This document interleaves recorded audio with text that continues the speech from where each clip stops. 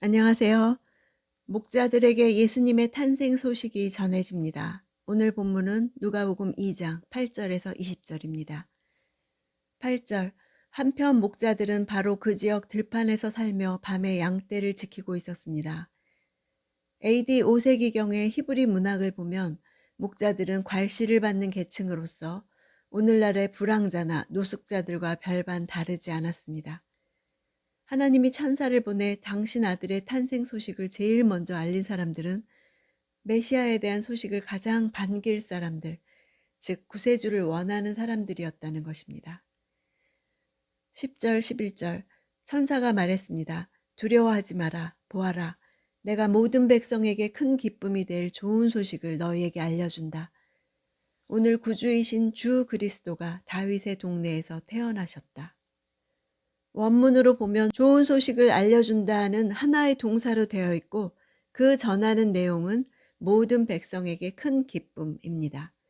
예수님의 탄생이 큰 기쁨이 되는 이유는 우리를 위해 구주가 나셨기 때문입니다. 오늘이란 단어는 예수께서 실제 탄생하신 바로 그날을 말하고 있습니다. 목자들이 바로 당일에 구유에 누인 아기를 찾으러 간 것을 보아 알 수 있습니다. 베들레헴은 공식적으로 다윗의 동네라고 불리지 않았습니다. 사실 대부분의 사람들은 예루살렘을 다윗의 도시라고 생각했을 것입니다.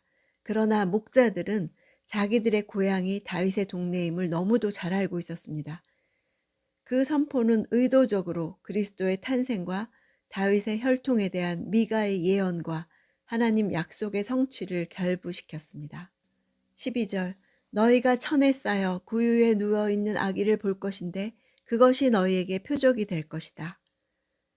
그날 밤에 다른 아기들도 태어났을 것이므로 천사는 목자들에게 아기 그리스도와 다른 갓난 아기들을 구별할 수 있는 정보를 주었습니다.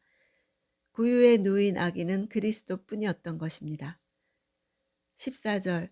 지극히 높은 곳에서는 하나님께 영광이요 땅에서는 하나님의 은총을 입는 사람들에게 평화로다.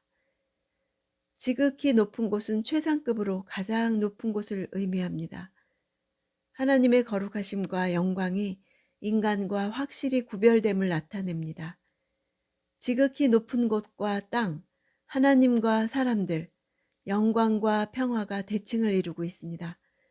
이 평화는 당시 무수한 정복과 학살과 폭력을 통해 이루어진 로마의 평화, 팍스 로마나가 전 세계를 뒤덮고 있던 시절에 진정한 평화를 가져올 구원자가 누구인지를 말하고 있는 것입니다.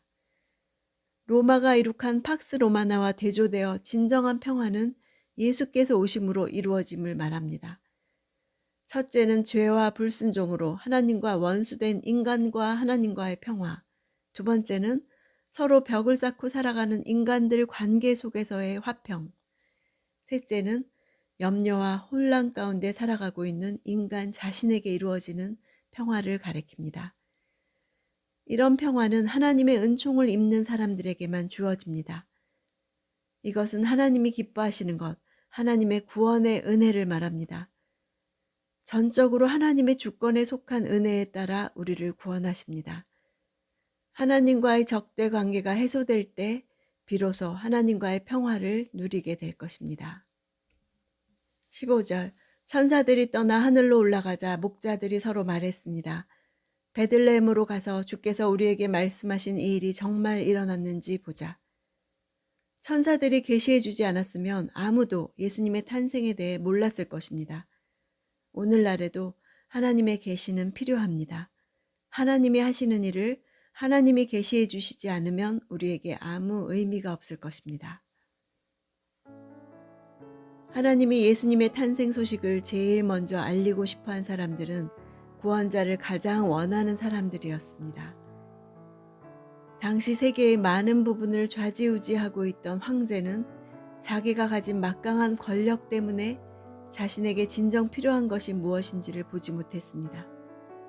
헤롯 왕은 자기가 성취한 것에 대해 피해망상으로 메시아를 정치적 라이벌로 보고 살해하려 했습니다.